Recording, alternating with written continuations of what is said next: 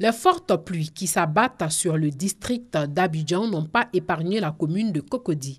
Le maire de la dite commune pointe du doigt les constructions anarchiques, le non-respect du plan d'urbanisation, l'obstruction des avaloirs. Face à cette situation, Ngouan Mathiassa, le maire de la commune de Cocody, le directeur général de la décentralisation et le représentant des populations de la commune se sont réunis pour trouver des solutions. Au carrefour Marie-Odilo, où il a été constaté l'inondation des habitations et commerces et une dégradation des toits. À Angry, secteur DMI, nous avons constaté l'effondrement de la clôture d'un immeuble R+3 qui a causé malheureusement des pertes en vie humaine. Une femme et son enfant. Pour éviter ce genre de situation, il faut la création d'une brigade de contrôle pour l'application stricte des arrêtés assortis des sanctions. La saison des pluies ne fait que commencer et elle a fait de nombreux dégâts matériels et coûté la vie à au moins 8 personnes. Cette année, la Sodexam a annoncé une forte pluviométrie, d'où l'appel des autorités à la vigilance. Quand on dit qu'il ne faut pas habiter dans les zones de ruissellement et de canalisation des eaux, c'est dans l'intérêt des populations. Quand Gobelé a été déguerpi, quelques mois plus tard, d'autres personnes sont revenues pour y habiter. Quand on demande aux populations de ne pas habiter les flancs des collines, nous l'avons vu le 25, une maison à Le Bougon, habitée, le bas est complètement creusé. La maison est en train de tomber, ils sont dedans.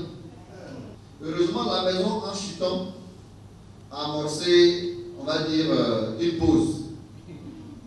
Et c'est cette pause qui a permis de dégager les personnes qui étaient là. En attendant, le maire de la commune de Cocody sollicite un plan Marshall d'assainissement pour la Riviera Palmeraie, la zone la plus touchée de la commune de Cocody par les inondations.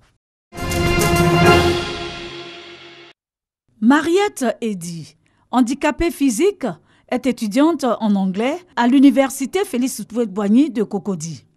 Elle a de grands projets, mais est confrontée à plusieurs difficultés. Difficultés d'accès aux amphithéâtres. Elle est aussi sujette à des moqueries, une situation qu'elle vit difficilement.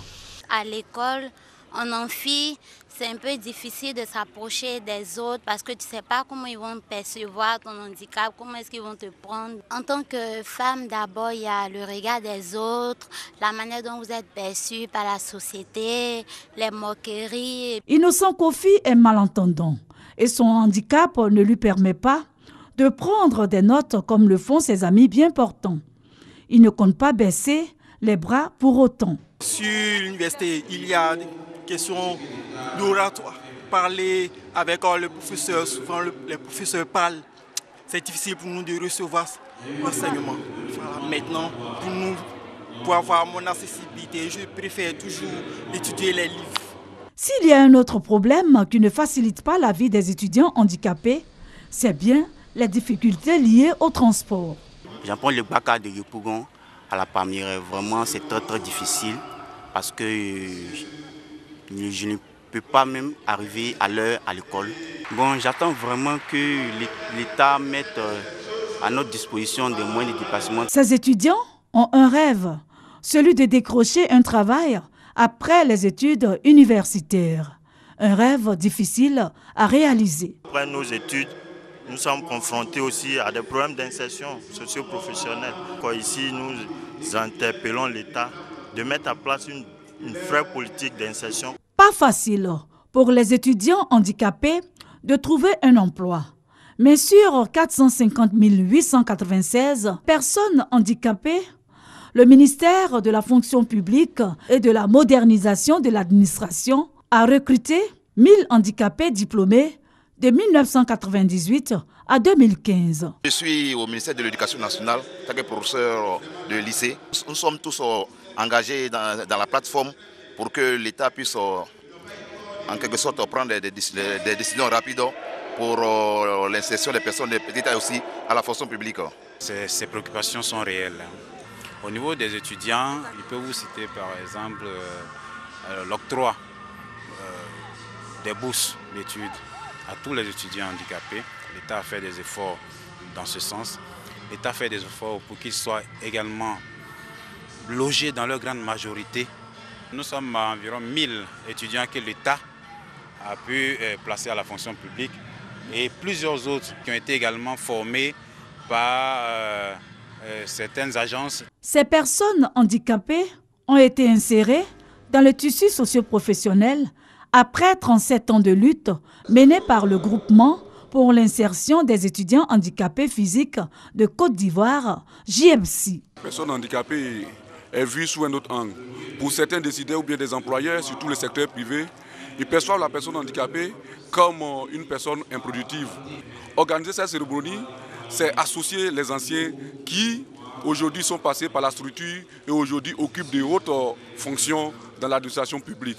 Et au vu de ces anciens, cela va interpeller aussi nos parents qui aujourd'hui encore cachent les enfants handicapés dans leur maison. De belles perspectives en vue pour l'insertion professionnelle des personnes handicapées. Selon le représentant du directeur de la promotion des personnes handicapées, l'État, à travers l'Agence Emploi Jeunes, la GEFOP et d'autres structures privées, assure la formation de ces personnes handicapées et compte en recruter davantage les années à venir.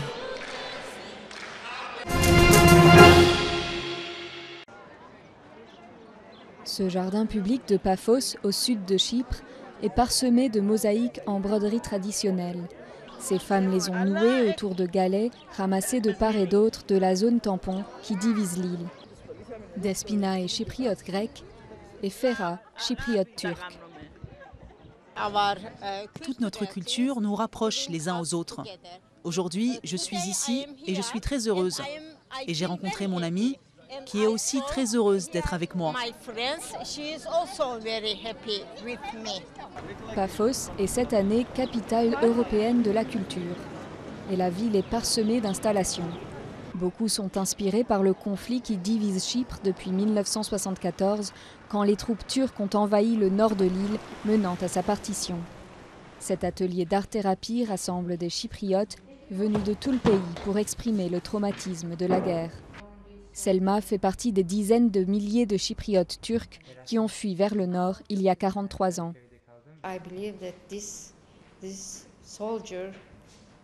Je pense que ce soldat, quelle que soit sa langue, turc, grec, allemand, français ou ce que vous voulez, il se sent très triste et peut-être très coupable et très seul au monde. Mais j'ai dessiné ce soleil et ces oiseaux tout autour dans le ciel.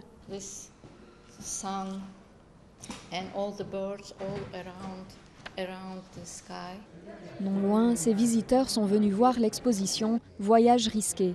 Lorsqu'un sculpteur chypriote grec a dû fuir son atelier de Famagouste, au nord-est, pour rejoindre le sud, ses œuvres ont été trouvées par un autre sculpteur, chypriote turc, qui les a préservées. Aujourd'hui, les travaux des deux artistes sont exposés ensemble. Il est évident que nous pouvons probablement vivre ensemble et que rien ne divise les peuples sur l'île. Ce qui divise l'île, c'est certainement la politique qui nous dépasse complètement. Les fragiles négociations de paix sous l'égide de l'ONU sont toujours en cours pour réunifier l'île.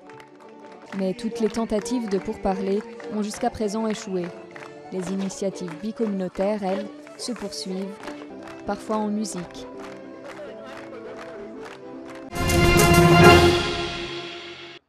Les éléphants de Côte d'Ivoire et le Syli national de Guinée ont très bien négocié la première mi-temps. D'abord, la Côte d'Ivoire, 13e minute, avec une belle action collective. La conclusion est signée Doumbia Seydou. Les Guinéens vont réagir à la 31e minute sur une absence des éléphants au départ et à la fin de l'action. Le but est inscrit par Diallo Aboulaye Samio. 61e minute, la Côte d'Ivoire, sur un joli travail de Maxwell Cornet et Doumbia Seydou, finit par payer. Doumbia marque ainsi son deuxième but. 65e minute, le Syli national se remet en confiance. Les éléphants s'arrêtent et deviennent des observateurs. ils peuvent apprécier le but de François Kamano. La défense ivoirienne, encore absente sur cette action, Keita Nadi ne se pose pas de questions. Bowo Sylvain est battu pour la 3e fois. 2 pour la Côte d'Ivoire, 3 pour le Sili national. L'orgueil a manqué aux éléphants.